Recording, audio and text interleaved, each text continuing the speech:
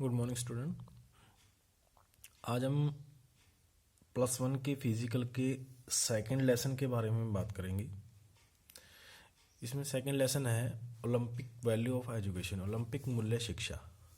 कि जो हमारे ओलंपिक गेम हुए पीछे, कब स्टार्ट हुए, इसमें क्या क्या था और क्या क्या इनका आने वाले टाइम में हिस्सा रहा है हमारे अंदर। इसमें इंटरनेशनल ओलंपिक कमेटी, उनका क्या काम होता है, स्पेशल ओलंपिक क्या थे, कब स्टार्ट हुए, इंडियन ओलंपिक कब स्टार्ट हुए, इसके बारे में, इनके फ्लैग के बारे में, गेम्स के बारे में डिस्कशन करेंगे इस लेसन में। जो प्राचीन ओलंपिक गेम थे, इस सारे के बारे में आपको मैं बता देता हूँ। मान लो ये निश्चित करना तो नहीं है, इसमें लिखा हुआ है कि कब स्टार्ट हुए, लेकिन ओलंपिक खेलों की शुरुआत एक प्राचीन कहा जाता है ना, जो भी कोई खेल है वो प्राचीन खेल है। ये लगभग 776 ईस्वी पूर्व ओलंपिया घाटी में खेले गए थे।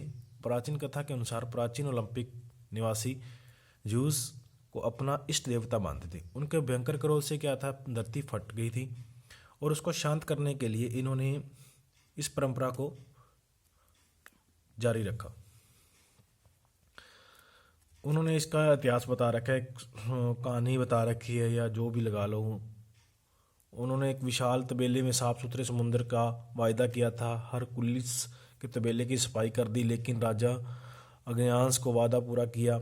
इसके बारे में सारे इन्होंने डिटेल में बता रखा है कि फिरोजा कैसा था, क्या था, उस टाइम क्या रथ घोड़े थे, उनकी गेम करवाई जाती थी। मान लो जो आज की चीज़ें हैं वो तो नहीं थी, लेकिन जिनको आज हमने मॉडिफाई कर दिया गया है वो थी। जैसे रेसलिंग थी पहले,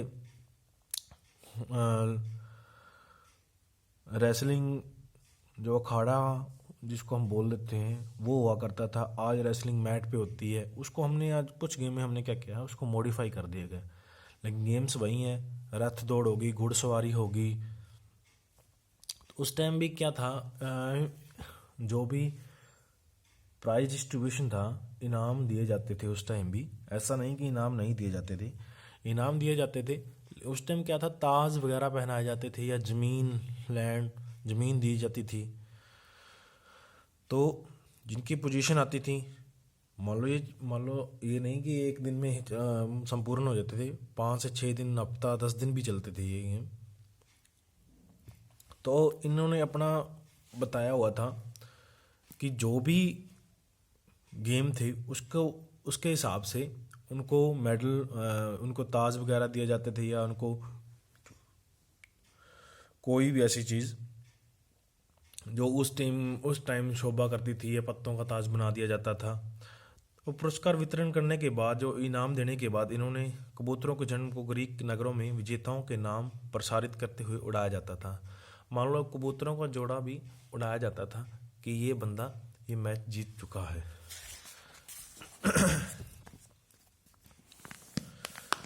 फिर क्या हुआ कि कुछ विद्वानों के अनुसार ग्रीस को छोटे छोटे राज्यों में विभाजित कर दिया गया, जिन्हें राज्य नगर कहा जाता था।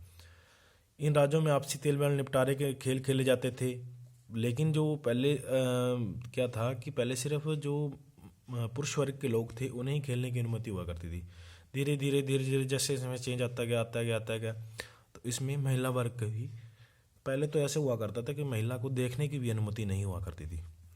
आगे है प्राचीन ओलंपिक के नियम, उसके रूल क्या थे। इसमें नंबर 1 है कि प्रतियोगी केवल यूनानी होने चाहिए और वे शारीरिक रूप से स्वस्थ, या मान लो हष्ट पुष्ट मान लो, वो सही होने चाहिए थे। आगे है गुलाम दंडित व्यक्ति, जिसको दंड मिला हो या कोई गुलाम हो, वो इस खेल में भाग नहीं ले सकता था। ये देखो, स्त्रियां प्रतियोगिता में भाग नहीं ले सकती थी, मैंने अभी बताया था, ये तक कोई लिखा हुआ है, स्त्रियां प्रतियोगिता में भाग नहीं ले सकती थी, उन्हें खेल देखने की भी इजाज़त नहीं थी। इतना मान लो बहिष्कार हुआ करता था। खेलों के भाग में 1 माह का अभ्यास करना पड़ता था। अगर जिसने पहले खेल में पार्टिसिपेट करना है उसको पहले 1 महीने की पहले ट्रेनिंग दी जाती थी। प्रतियोगिताओं को खेल प्रारंभ होने से 1 महीना पहले, ये देखो, प्रतियोगिताओं को ओलंपिक में रहना पड़ता था, शपथ लेनी पड़ती थी, 10 महीने का प्रशिक्षण करना पड़ता था। इन खेलों में शौकिया खिलाड़ी भी भाग ले सकते थे, व्यावसायिक नहीं। जो खिलाड़ी, कोई अपना व्यवसाय करता है, कोई अपनी दुकानदारी करता है, कोई अपना बिजनेस करता है, जो पर्सन, वो इस खेलों में भाग नहीं ले सकता था। जो जो अपने शौक के लिए खेलते हैं, सिर्फ वही पर्सन भाग ले सकते थे। आगे है आधुनिक ओलंपिक खेल। आधुनिक ओलंपिक खेल का जो श्रेय है, जो हम मोटी दे रहे हैं, वो फ्रांस के बैरन डी कुबर्टाइन को जाता है। उसका जन्म पेरिस में 1 जनवरी 1862 में हुआ। एक युवा व्यक्ति के तौर पर कुबर्टाइन के साहित्य इतिहास में शामिल होने से मना कर दिया था तथा समाजशास्त्र व शिक्षा के क्षेत्र में चुना गया।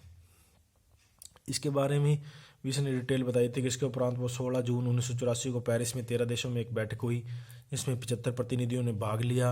अध्यक्षा की कमेटी बनाई गई।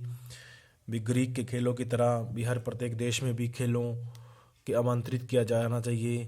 फिर मान लो इसने लिखा भी इसमें एथलेटिक फील्ड में ट्रैक, तैराकी, साइकिलिंग, ग्रीक, रोमन कुश्ती, जिम्नास्टिक, शूटिंग, टेनिस, भारोत्तोलन, वेट लिफ्टिंग इसको बोलते हैं, में शामिल होने की अनुमति दी गई। इसने क्या किया, जब ये आया तो इसने क्या किया, इन खेलों में मॉडर्न मतलब मॉडर्न का नाम ही सुन के आपको पता लग रहा है कि मॉडर्न, उसको एडवांस कर दिया गया। उसको एडवांस कर दिया इसने कि इसमें थोड़ा सा चेंज कर दिया जाए, इसको मॉडर्न बना दिया जाए।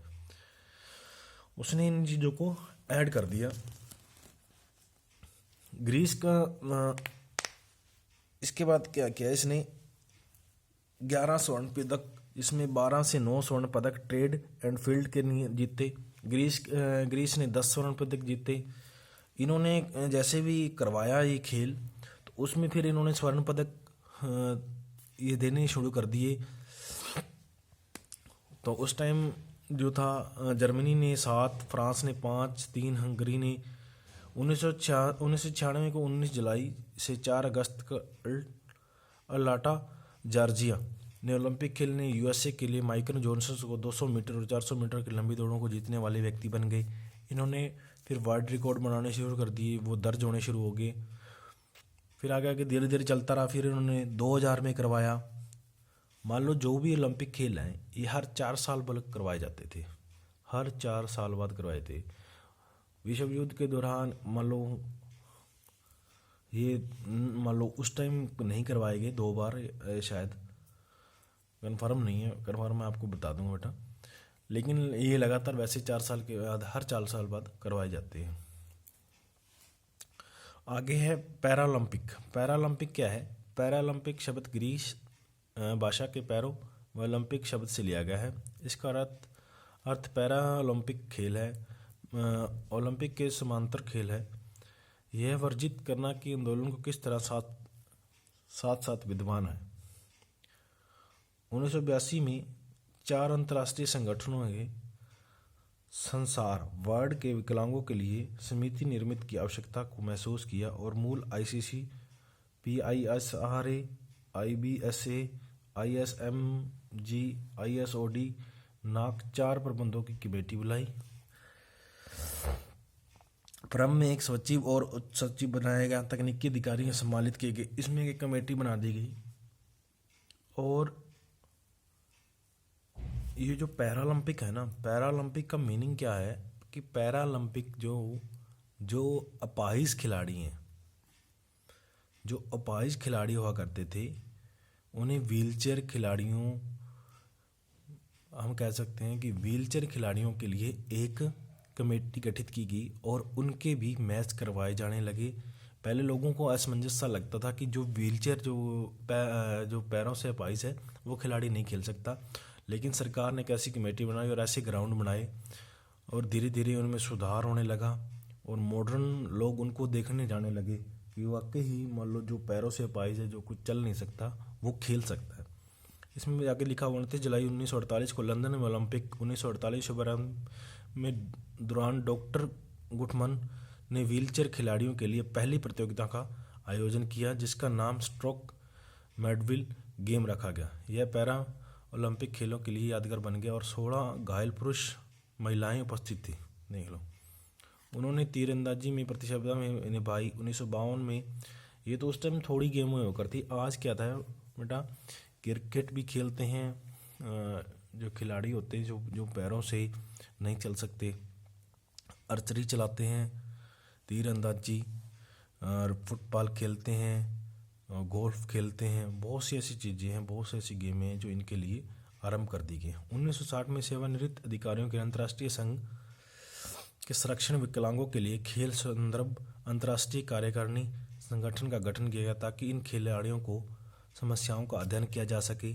इसके परिणाम स्वरूप 1964 में विकलांगों के लिए अंतर्राष्ट्रीय खेल संगठन IOSD का निर्माण हुआ और उद्देश्य छठा खिलाड़ियों के अवसर प्रदान करना था जो स्ट्रोक मैडमिन गेम से नहीं जुड़ पाए थे।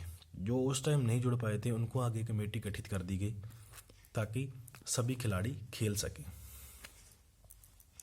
आगे है स्पेशल ओलंपिक वरिष्ठ ओलंपिक में क्या था, इसमें 172 देशों को ऐड किया गया। इसमें आपको एक मोटा मोटा बता देता हूँ।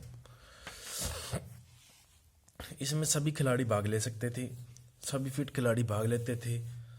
इसमें क्या किया गया, इसमें इन्होंने अपना एक झंडा भी जो देश को दिया, ओलंपिक सिंबल्स और ओलंपिक्स प्रतीक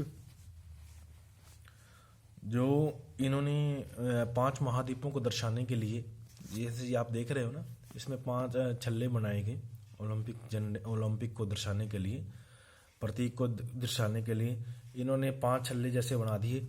अफ्रीका, अमेरिका, एशिया, ऑस्ट्रेलिया और यूरोप, ये 5 महाद्वीपों को दर्शाते हैं। इनका कलर रख दिया नीला, पीला, काला, हरा और लाल, ब्लू, ब्लैक, रेड, येलो और ग्रीन। और ये पूर्ण मान लो जितना भी हमारा विश्व है ये सभी को दर्शाते हैं।